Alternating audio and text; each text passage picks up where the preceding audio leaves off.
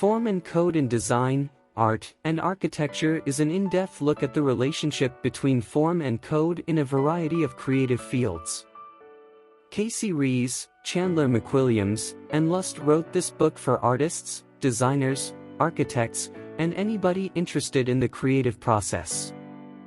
Casey Rees, a professor in the Department of Design Media Arts at UCLA and co-founder of Processing, has had his software featured in solo and group exhibitions across the United States, Europe, and Asia. Chandler McWilliams is an artist, writer, and programmer who teaches at the UCLA School of the Arts and focuses on themes such as repetition and computation.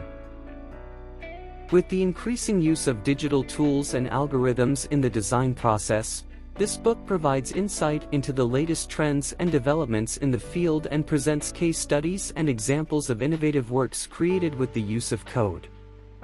The writers begin by distinguishing between form and code, stating that form is the visual aspect of an object and code is the underlying mathematical and computational structure that gives the object its shape. They then go into the history of form and code, beginning with early instances of algorithmic art and architecture in the 1950s and 1960s and continuing to the present day. Repeat, transform,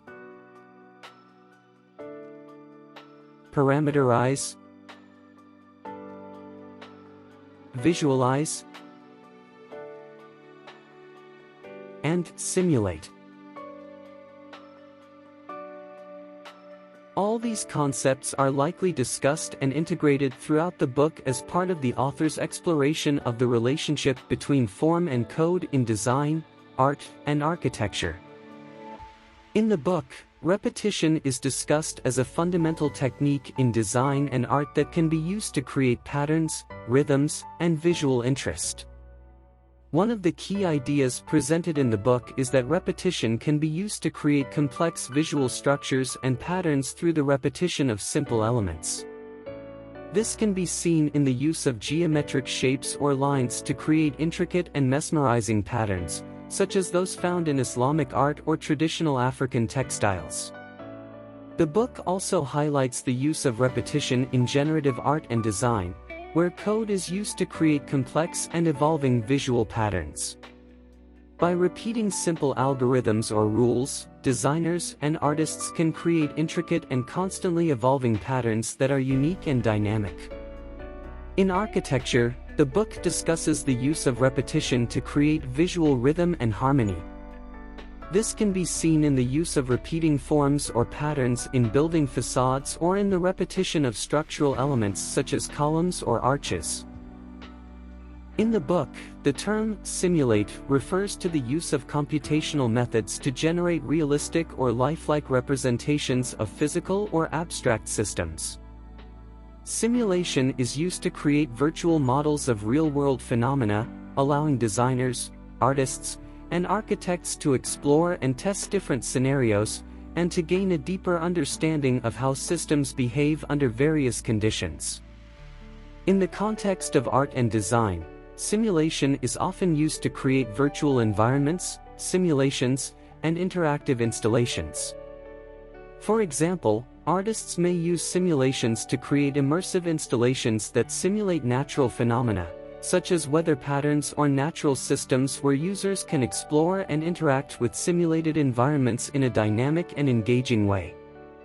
Overall, the concept of simulate in the book Form+Code in Design, Art, and Architecture refers to the use of computational methods to create virtual representations of physical or abstract systems, allowing designers, artists, and architects to explore and test different scenarios, and to gain a deeper understanding of how systems behave under various conditions. The authors also discuss the use of code in the creative process and how it can be used to generate form, modify existing forms, and explore new avenues of expression.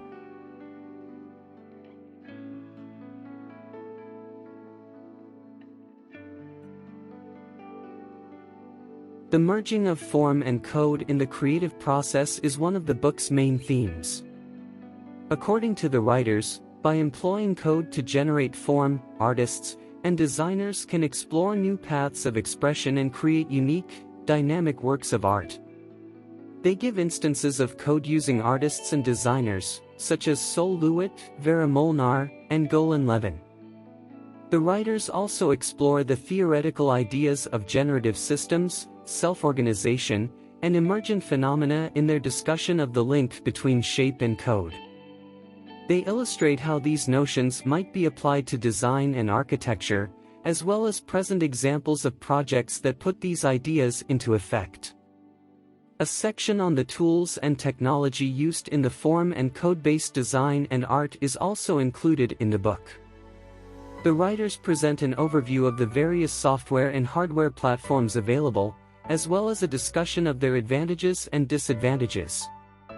They also talk about the significance of programming languages in the creative process, demonstrating how artists and designers may integrate code to develop form and interact with their work in real time. The book provides a number of case studies that demonstrate the application of form and code in real-world projects, in addition to theoretical and practical topics. These case studies highlight how artists and designers can utilize code to generate form and explore new pathways of expression. One of the book's strengths is its interdisciplinary approach, which combines perspectives from design, art, and architecture. The authors present a thorough overview of the topic and investigate the common themes and issues encountered by artists, designers, and architects that engage with form and code. The book's practical approach is another quality.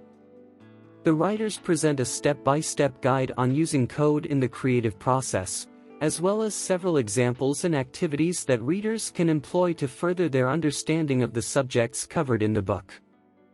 Finally, Form and Code in Design, Art, and Architecture is a unique resource for artists, designers, architects, and anybody interested in the creative process. The authors give a thorough overview of the area, looking into the link between form and code and demonstrating how artists and designers can use code to generate form and explore new paths of expression. The book is well written, easy to read, and abundantly illustrated, making it an excellent resource for both students and practitioners.